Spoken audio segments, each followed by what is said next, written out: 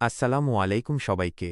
আজকে আমি তোমাদের দেখাবো একদম ফ্রেশ একটা unboxing cashew calculator second addition মাত্র ৩০০ টাকায়। দেখি তো এটা আসল নাকি নকল। এই হলো সেই ক্যালকুলেটরটা যেটা আমি কিনেছি মাত্র ৩০০ টাকায়। বাক্সটা দেখেই মনে হচ্ছে একটু হালকা। দেখি ভেতরে কি আছে। ঠিক আছে, খুলে দেখি। ভেতরে একটা ইউজার ম্যানুয়াল, একটা ক্যালকুলেটর, ব্যাস।